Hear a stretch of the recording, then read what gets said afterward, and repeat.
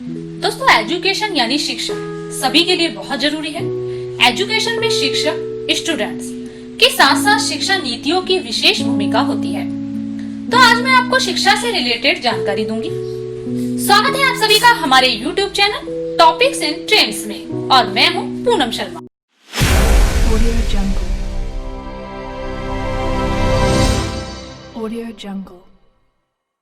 नई शिक्षा नीति 2020 को कैबिनेट की मंजूरी मिल गई है। इससे पहले 1986 में शिक्षा नीति लागू की गई थी।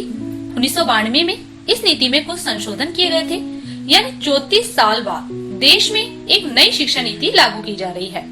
नई शिक्षा नीति 2020 में स्कूल शिक्षा से लेकर उच्च शिक्षा तक बहुत से बदलाव किए गए हैं, जिसके बारे में मैं आपको जानकारी देती हूँ। नई शिक्षा नीति में 5वीं क्लास तक मातृभाषा, स्थानीय भाषा या क्षेत्रीय भाषा में पढ़ाई का माध्यम रखने की बात कही गई है। इसे क्लास 8 या उससे आगे भी बढ़ाया जा सकता है। विदेशी भाषाओं की पढ़ाई सेकेंडरी लेवल से होगी। हालांकि नई शिक्षा नीति में यह भी कहा गया है कि किसी भी भाषा को थोपा नहीं जाएगा। साल 2030 तक स्कूली शिक्षा में 100% GER के साथ माध्यमिक स्तर तक एजुकेशन फॉर ऑल का लक्ष्य रखा गया है। अभी स्कूल से दूर रह रहे 2 करोड़ बच्चों को दोबारा मुख्य धारा में लाया जाएगा। इसके लिए स्कूल के बुनियादी ढांचे का विकास और नवीन शिक्षा केंद्रों की स्थापना भी की जाएगी। इसके साथ ही स्कूल पाठ्यक्रम के 10+2 ढांचे की जगह 5+3+3+4 का नया पाठ्यक्रम संरचना लागू किया जाएगा, जो कि 14 से 18 उम्र के बच्चों के लिए होगा। और इसमें अलग अलग उम्र जैसे कि 3 से 8, 8 से 11, 11 से 14 और 14 से 18 तक के बच्चों के लिए रखा गया है। इसमें अब तक दूर रखे गए 3 से 6 साल के बच्चों को स्कूली पाठ्यक्रम के तहत लाने का प्रावधान है, जिसे विश्व स्तर पे बच्चे के मानसिक विकास के लिए महत्वपूर्ण चरण के रूप में मान्यता दी गई है। नई प्रणाली में प्री स्कूलिंग के साथ 12 साल की स्कूली शिक्षा और 3 साल की आंगनवाड़ी होगी। इसके तहत छात्रों की शुरुआती स्टेज की पढ़ाई के लिए 3 साल की प्री प्राइमरी और पहली तथा दूसरी क्लास को रखा गया है। अगले स्टेज में तीसरी, चौथी और 5वीं क्लास को रखा गया है। इसके बाद मिडिल स्कूल यानी 6 से 8 कक्षा में सब्जेक्ट का इंट्रोडक्शन कराया जाएगा। सभी छात्र केवल तीसरी, 5वीं और 8वीं कक्षा में परीक्षा देंगे। 10वीं और 12वीं की बोर्ड परीक्षा पहले की तरह जारी रहेगी, लेकिन बच्चों के समग्र विकास करने के लक्ष्य को ध्यान में रखते हुए इन्हें नया स्वरूप दिया जाएगा। एक नया राष्ट्रीय आकलन केंद्र परख, जिसे समग्र विकास के लिए कार्य प्रदर्शन आकलन, समीक्षा और ज्ञान का विश्लेषण एक मानक निर्धारक निकाय के रूप में स्थापित किया जाएगा। इसके साथ ही बुनियादी साक्षरता और संख्यात्मक ज्ञान पर एक राष्ट्रीय मिशन की स्थापना की जाने पर विशेष जोर दिया जाएगा। NCERT 8 वर्ष की आयु तक के बच्चों के लिए प्रारंभिक बचपन देखभाल और शिक्षा के लिए एक राष्ट्रीय पाठ्यक्रम और शैक्षणिक ढांचा विकसित करेगा। स्कूलों में शैक्षणिक धाराओं, पाठ्येतर गतिविधियों और व्यावसायिक शिक्षा के बीच खास अंतर नहीं किया जाएगा। सामाजिक और आर्थिक नजरिए से वंचित समूह की शिक्षा पर विशेष जोर दिया जाएगा।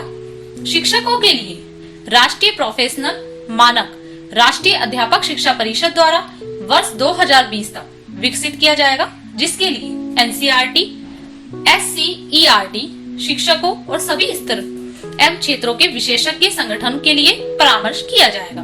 मानव संसाधन विकास मंत्रालय का नाम बदलकर शिक्षा मंत्रालय कर दिया गया है। 6ठी क्लास से विकेशनल कोर्स शुरू किए जाएंगे।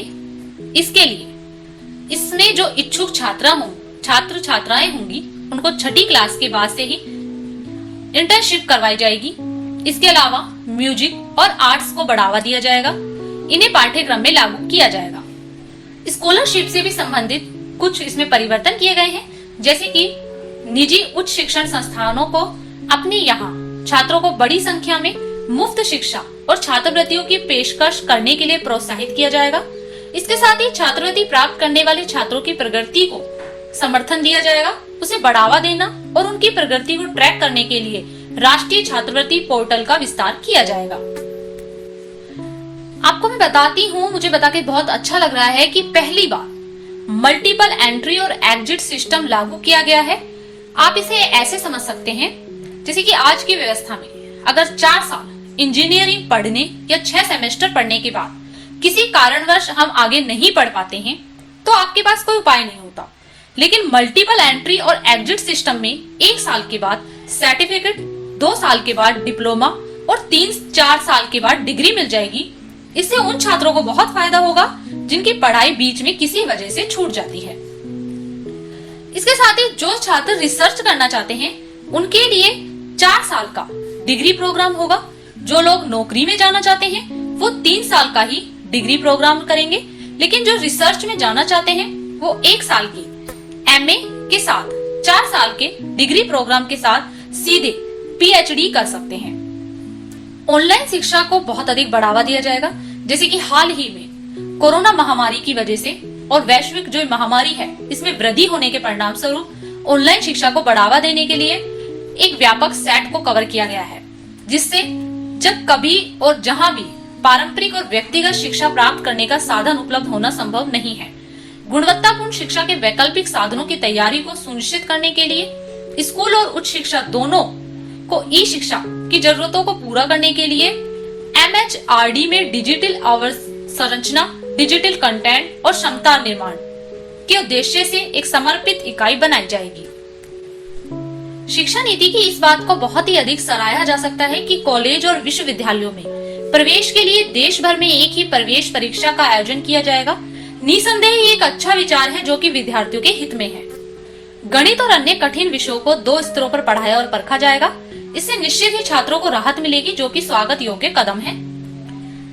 इसके साथ ही ये भी है कि बोर्ड परीक्षा में सुधार के लिए एक ही वर्ष में दूसरा मौका उपलब्ध करवाने का कदम बहुत अच्छा है। यह नीति ब्रिटेन में अच्छा काम कर रही है। इसे किसी कारणवश यदि छात्र एक बार में अच्छा प्रदर्शन नहीं कर पाता है तो उसे दूसरा मौका भी मिलेगा।